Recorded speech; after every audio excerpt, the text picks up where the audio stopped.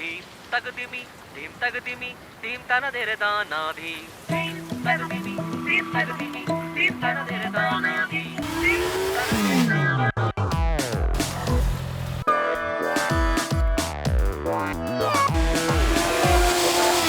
So the weather today is great, isn't it? It's raining like cats and dogs today. And in weathers like these, if you have the right kind of motorcycle, well, your experience can be really, really good. Seems like I have the perfect one today. This is the Honda CB650R. It's a street naked motorcycle, as you can clearly see, and what it has is an inline 4-cylinder engine and the practicality of a street naked design. Is it as fun as I'm making it out? Well, take a look.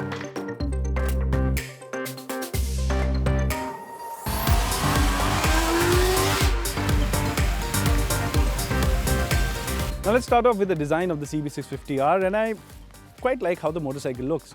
One of the things that I really like are these exhaust header pipes, which are fully visible in all their glory. They're not very clean right now because of the weather that is, as you can see, around me, but they have a golden finish and they look really, really nice when, of course, they're not as dirty as they are right now.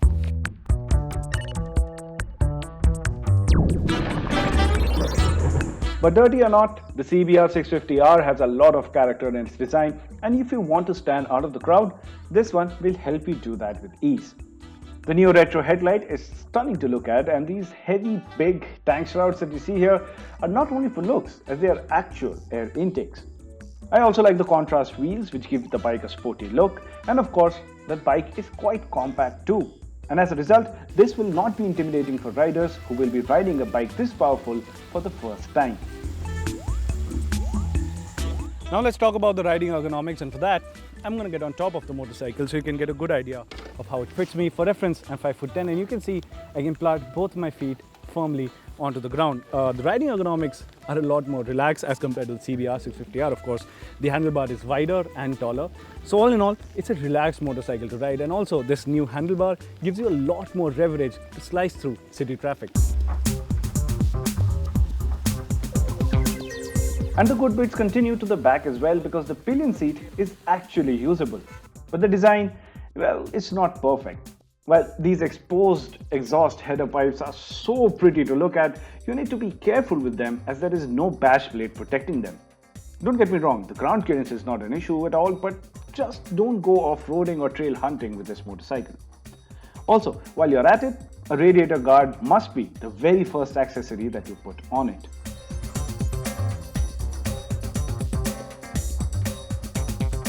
And speaking of things to get used to, well, the left switch cluster is something that needs to be learned. As is the case with all premium Honda bikes, the indicator switch and the horn button placement is switched. And in the CB650R particularly, the traction control system, which is a great addition on the bike by the way, especially in a weather like this, is switched on and off with this switch that can be easily mistaken for a headlight pass button. So just make a note of it. Now, as is the case with most Honda motorcycles, the engine is what is the highlight of this entire package, and this is a proper Hooligan. It is powered by a 648cc inline 4-cylinder engine that makes 86 horsepower and 57.5 Newton meters of torque.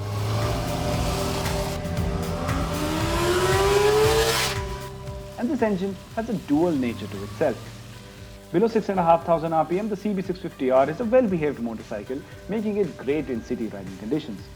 Post that mark, however, the motorcycle starts to scream and shout and is ready to push you through the air in an aggressive manner.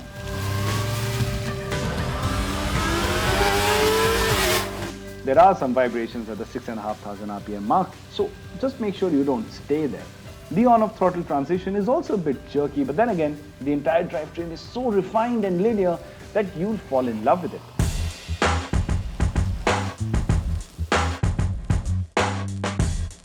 And the motorcycle is basic, and that's not a bad thing at all. It has no riding modes, a rather simple but digital instrument cluster, and an old-school cable-operated accelerator which makes for a great connect with the experience. And this light clutch lever, refined drivetrain, and the agility that comes with the relaxed riding posture and wide handlebar makes the motorcycle a lot of fun to ride. And there's great amount of grip and composure that even experienced riders will appreciate. So to sum it all up, I really enjoyed my time with the CB650R. The weather gods certainly helped. But all in all, it's a fun motorcycle to have for the money that you're spending. And yes, that brings us to the big question, the money. This is an expensive motorcycle, I'm not going to disagree with you, but as I said with the CB650R review video, I have to mention the ownership experience of this bike.